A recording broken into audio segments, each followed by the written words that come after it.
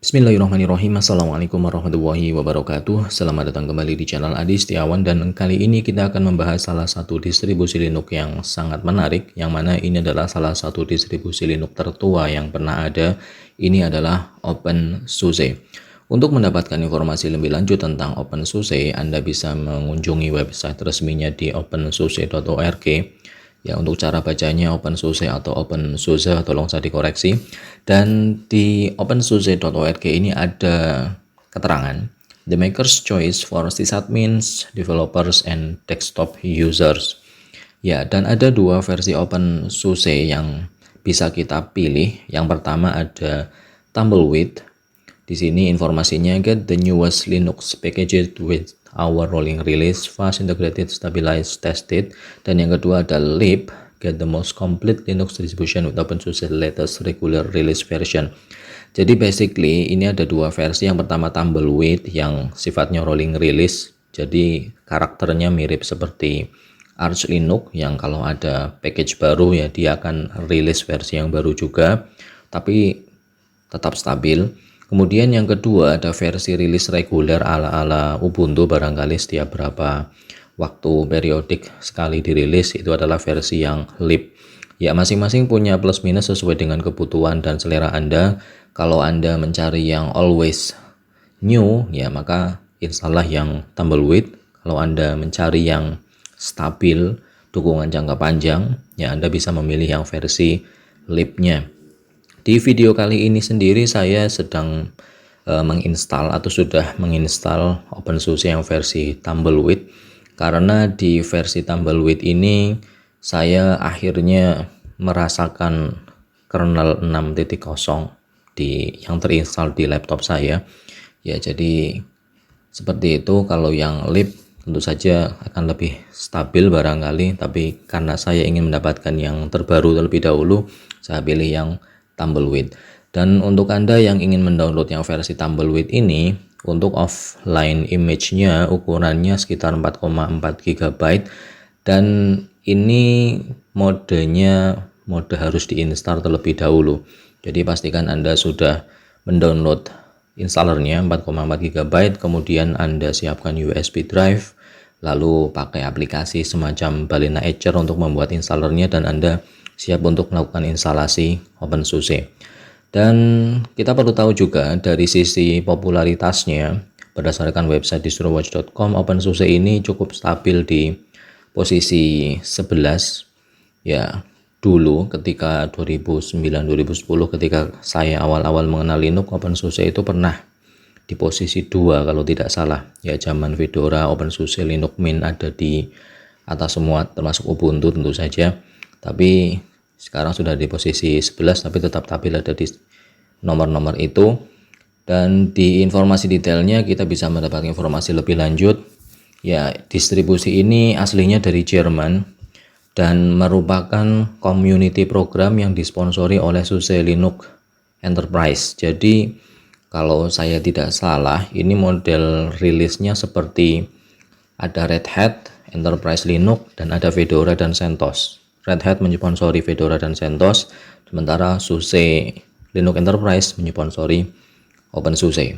Jadi lebih ke arah distribusi Linux untuk pengembangan yang nantinya akan dimasukkan ke SUSE Linux Enterprise. Jadi kira-kira seperti itu.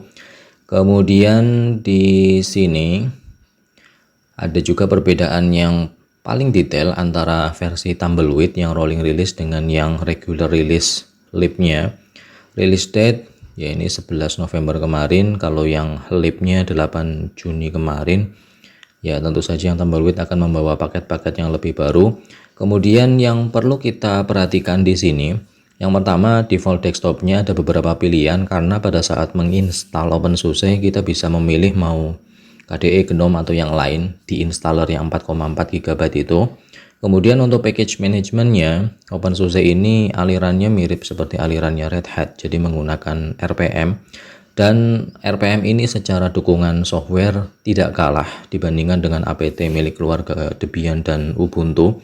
Jadi hampir semua software populer selain mendukung yang format deb juga mendukung format RPM. Ya, perbedaan paling mendasar ada di sini, rolling dan fix. Kemudian Office Suite hampir sama, masih menggunakan sistem D. Oke, kemudian nah di bagian bawah ini kita bisa menjumpai warna-warnanya yang versi Tumbleweed hijau atau bahkan ada yang merah, yang berarti malah ya versi masih testing sudah dimasukkan di sini. Kalau yang lip warna hitam yang lebih stabil. Jadi untuk mendapatkan akses ke paket-paket software terbaru kita memilih yang Tumbleweed. Nah, di sini untuk kernel Linux-nya, kernel Linux yang terbaru saat ini yang sudah dirilis resmi 6.08 dan Tumbleweed 6.07. Sementara untuk yang lipnya masih 5.14. Oke, seperti itu. Di bagian bawah juga ya semuanya hijau. Lalu kita cek juga untuk review OpenSUSE. Dari 632 review, rata-rata ratingnya 8,9. Ya, tentu saja itu angka yang sangat bagus untuk sebuah distribusi Linux yang memang bagus. Ya, tentu saja tidak semuanya pros, ada juga cons menurut pendapat beberapa orang. Di sini misalnya untuk package manajemennya Zypper ini agak slow menurut mereka ya, kalau dibandingkan dengan Aurnya Arch barangkali rasanya lebih slow, tapi ya tidak masalah, kita masih bisa menggunakannya untuk kebutuhan kita sehari-hari. Lalu jika Anda sudah berminat sejauh ini tentang OpenSUSE dan ingin menginstalnya, saya perlu menceritakan juga bahwa beberapa kali saya menginstal OpenSUSE selama 1 tahun terakhir ini seringnya gagal. Ya, bahkan untuk saya yang sudah ratusan kali menginstal Linux seringnya gagal, dan akhirnya saya harus membackup semua data yang ada di laptop dulu, mengamankan semuanya, karena 3 kali pernah hilang gara-gara salah klik pada saat install ulang. Kemudian ketika menginstal OpenSUSE ini, baik yang lip maupun Tumbleweed, instalasinya hampir sama. Saya tidak lagi memilih mode yang advance yang saya harus menyeting harddisk sendiri, tapi saya memilih mode yang guided dengan ya beberapa modifikasi di situ. Akhirnya jadi, dan seperti yang Anda lihat di sini sudah berhasil terinstall sebagai satu-satunya OS yang saya punya saat ini. Dan untuk proses instalasinya dari awal sebenarnya sudah sangat jelas, hanya barangkali kalau dibandingkan dengan installer yang dimiliki oleh Ubuntu atau ya yang namanya Ubiquiti itu, atau Calamares yang biasa ada di Manjaro dan sebagainya, tentu ini kelihatan kok terlihat sangat panjang prosesnya, tapi sebenarnya tidak, karena pendekatan yang dilakukan oleh OpenSUSE ini kita bisa mengcustom semua, kita bisa melakukan ya pemilihan apapun yang memang kita butuhkan atau tidak langsung, bahkan dari pada saat instalasi. Termasuk misalnya di sini ya yang paling asik adalah kita bisa memilih mode tampilannya KDE GNOME XFCE Generic Desktop, yang mana di dalamnya ada LXQt, LXDE, Mate, Enlightenment, dan kalau tidak salah ada Deepin juga di sini, Deepin Desktop Environment. Termasuk kita bisa menginstal versi servernya dan kebutuhan untuk transactional server.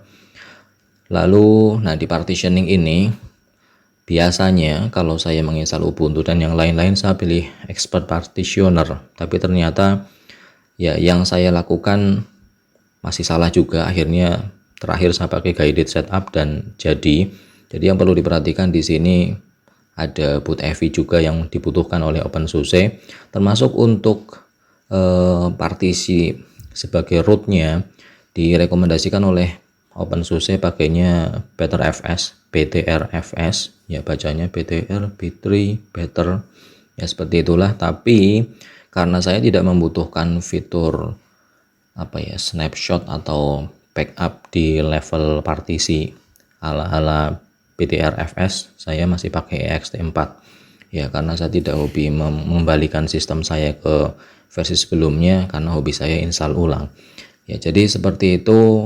Untuk pemula, kalau memang tertarik dengan OpenSUSE, saya sarankan backup semua datanya, kemudian silahkan dicoba menggunakan guided setup, itu pilihan yang paling aman. Oke, seperti itu untuk instalasinya. Sisanya tinggal memilih time zone, kemudian pembuatan user, authenticate sebagai root barangkali, dan di sini di installation setting yang posisi paling akhir kita bisa klik tombol software ini, bisa diklik ini, dan kita bisa memilih paket-paket software apa saja yang mau kita tambahkan karena dengan installer 4,4 GB ini ternyata ada beberapa paket software yang perlu kita klik kalau memang kita mau menambahkan aplikasi lebih lanjut. Misalnya dari paket KDE yang tadi saya centang, saya akhirnya menambahkan aplikasi untuk web development. Jadi di sini Apache, MySQL dan PHP sudah ikut terinstall karena saya sudah klik menu di sini. Termasuk untuk hypervisor dan sebagainya juga bisa dilakukan dari situ. Bahkan untuk manajemen jaringan juga. Oke, proses instalasinya terhitung cepat meskipun tampilannya agak sedikit berbeda di sini. Ini yang versi lib, kalau yang tumbleweed agak sedikit berbeda proses loadingnya. Tapi ya proses instalasinya cukup cepat untuk sebuah distro Linux yang super customizable, super lengkap seperti ini. Oke, seperti itu untuk instalasinya. Jadi untuk instalasinya memang tidak straightforward kalau kita menginstal Ubuntu dan teman-temannya. Dan ketika Anda berhasil menginstal OpenSUSE, Anda akan disambut dengan tampilan awal seperti ini. Ahoy, this is OpenSUSE, dan di sini ada keterangan README untuk extra software. Karena perlu kita ketahui, dan saya juga karena lama tidak pakai OpenSUSE dari 2009 sudah lupa kalau ternyata OpenSUSE itu tidak mengikut sertakan multimedia codec. Jadinya walaupun di sini ada VLC, nanti kita tidak bisa langsung play video yang umum yang bunyi paling hanya suaranya saja. Jadi nanti kita perlu menginstal repository tambahan termasuk untuk NVIDIA, Google Chrome. Ini juga bisa kita tambahkan belakangan, tapi normalnya tidak diikut sertakan secara default oleh OpenSUSE. Jadi nanti kita akan pakai community repositories. Ya, kira-kira seperti itulah. Kemudian untuk aplikasi bawaannya tentu saja ini tergantung dari apa yang Anda pilih pada saat instalasi. Karena saya memilih paket KDE, tentu saja yang ada di sini adalah aplikasi-aplikasi yang ya secara umum basisnya KDE dan sudah ada beberapa yang saya tambahkan sendiri. Untuk development KT, ini text editor bawaan KDE juga sudah ada by default, ini sering saya gunakan. Untuk education, LibreOffice Math, berarti LibreOffice sudah ada by default. Kemudian secara game standarnya ada 5 yang versi atas ini. Kalau yang main test ini saya install tambahan untuk menguji coba dukungan 3D-nya tadi.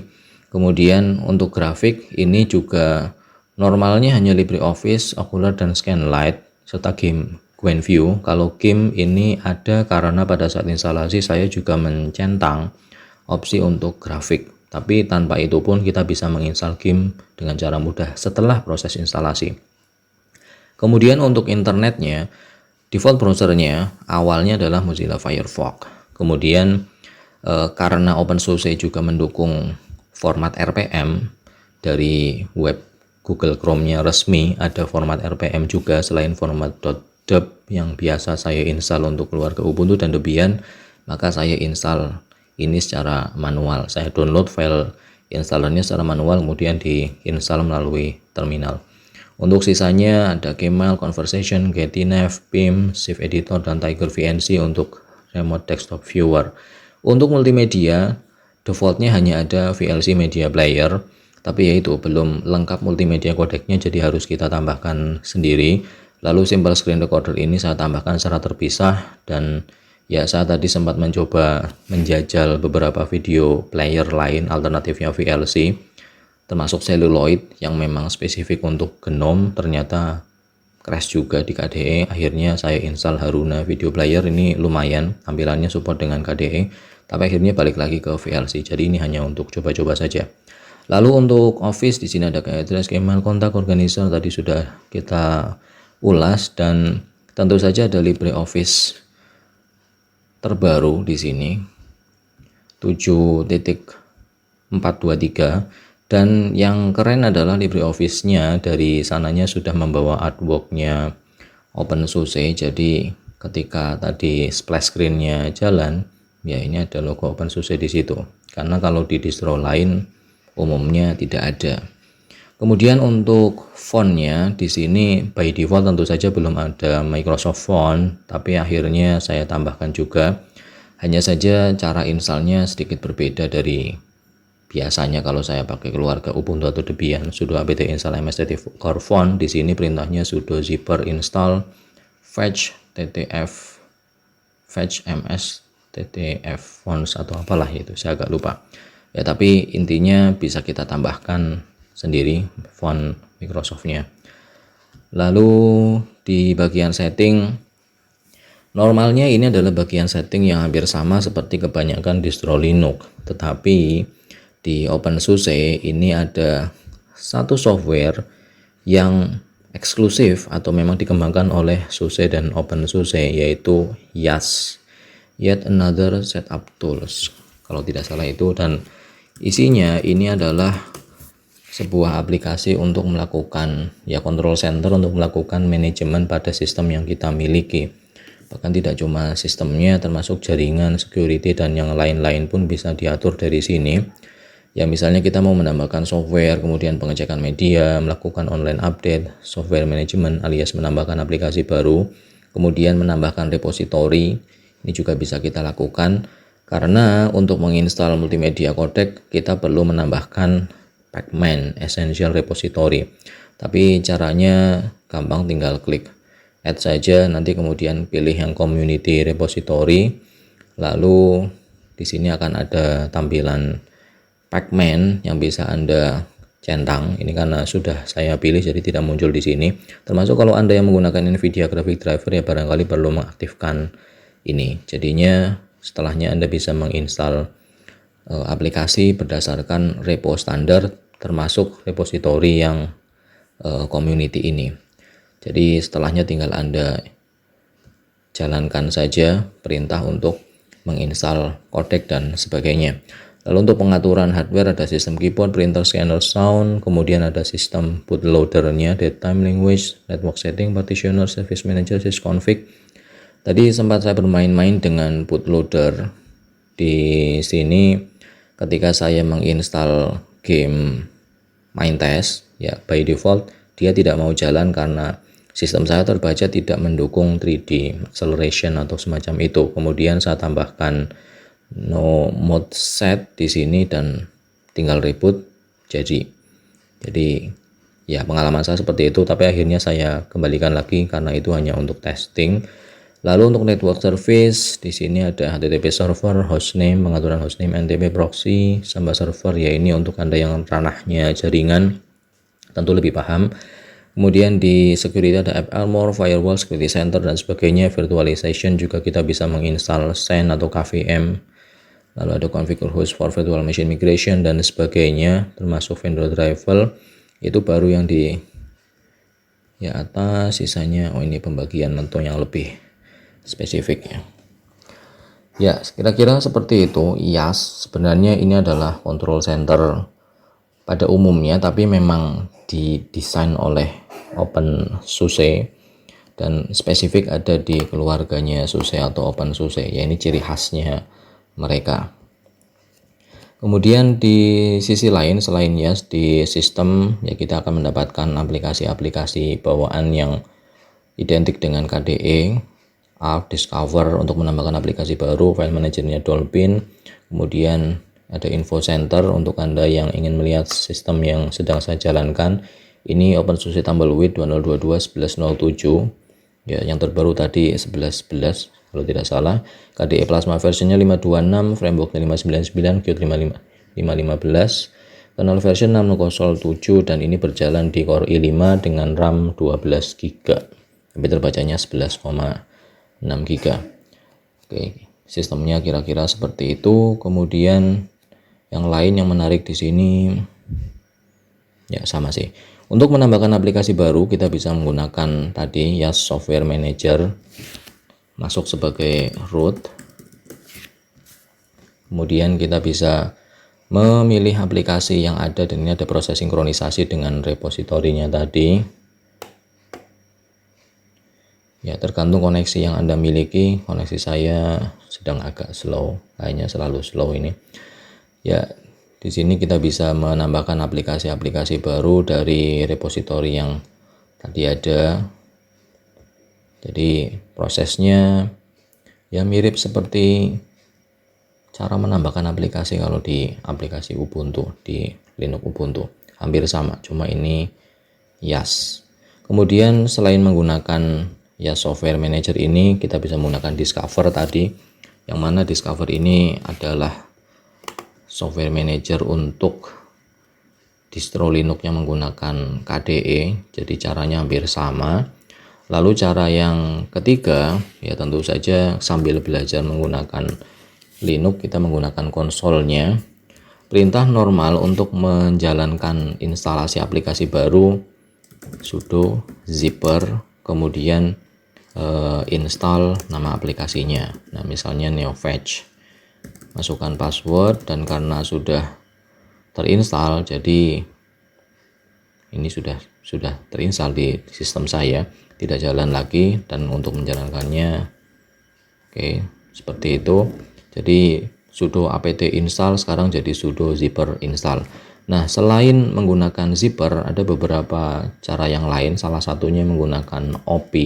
Jadi ketika Anda menginstal op terlebih dahulu, sudo zipper install opi, atau op itu singkatan dari OpenSUSE Build Service Package apa gitu ya, opi ini sudah terinstall. Maka untuk menginstal multimedia codec, Anda tinggal menjalankan sudo opi spasi codecs. Jadi nanti akan ada proses downloading FFmpeg, kemudian VLC yang lebih lengkap dan sebagainya. Termasuk kalau Anda membutuhkan aplikasi populer seperti ini dari repositorinya ini OpenSUSE Build Service, Anda bisa menginstal AnyDesk atau Brave, Chrome, .NET, Megasync, MSH, Microsoft Edge, Microsoft Teams, dan sebagainya sampai Visual Studio Code dan Zoom bisa langsung dijalankan dengan perintah itu. Jadi misalnya saya ingin menginstal Zoom, berarti perintahnya tinggal sudo opi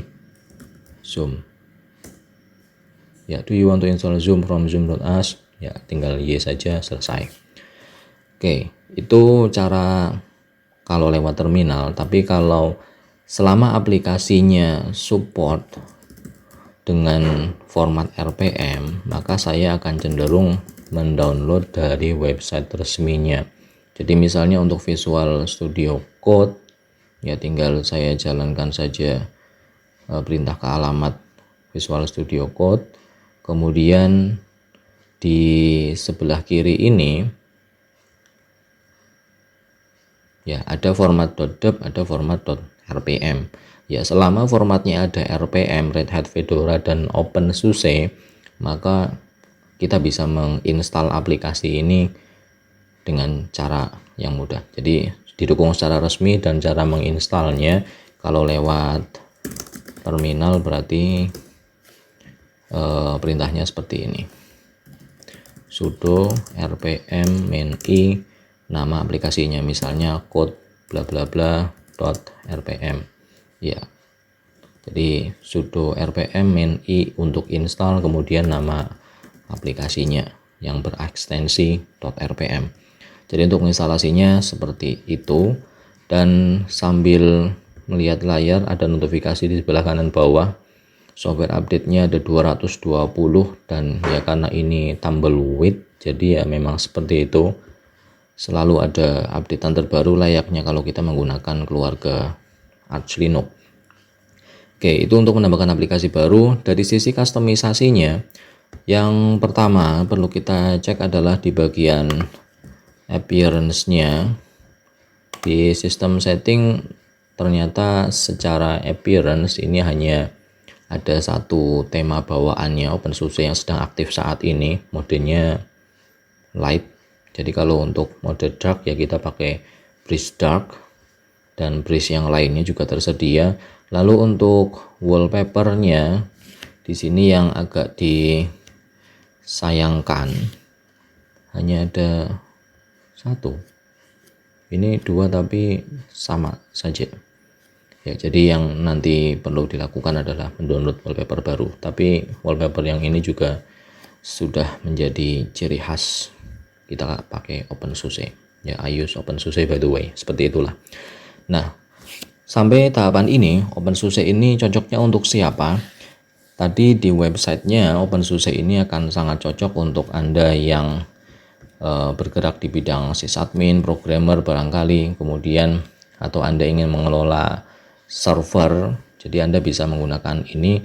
Dan untuk saya pribadi saat ini saya menggunakan OpenSUSE sebagai daily driver saya karena penasaran, karena sudah sangat lama saya tidak menggunakan OpenSUSE dan akan saya gunakan untuk ya kebutuhan sehari-hari, termasuk untuk coding, terutama yang sedang jalan saat ini adalah untuk web development. Jadinya di sini untungnya sudah ada paket Apache MySQL yang sudah saya aktifkan ketika proses instalasinya.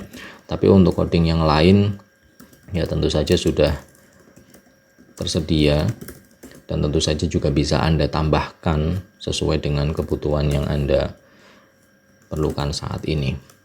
Jadi kesimpulannya seperti apa? OpenSUSE ini sangat menarik untuk Anda yang mencoba mengeksplor distro Linux secara lebih lanjut, tidak hanya sekedar langsung pakai, tapi barangkali perlu mencoba melakukan analisis ke sistem, kemudian mempelajari apa yang ada secara lebih mendetail. Anda bisa menggunakan OpenSUSE ini. Tapi untuk Anda yang baru pertama kali terjun ke dunia Linux, barangkali OpenSUSE bukan pilihan pertamanya. Saya sarankan untuk menggunakan keluarga Ubuntu atau ya keluarga Ubuntu saja terlebih dahulu untuk mendapatkan feel penggunaan Linux, dan setelah Anda mulai terbiasa dengan instalasi yang simple, Anda bisa menggunakan atau mencoba OpenSUSE ini sebagai daily driver Anda.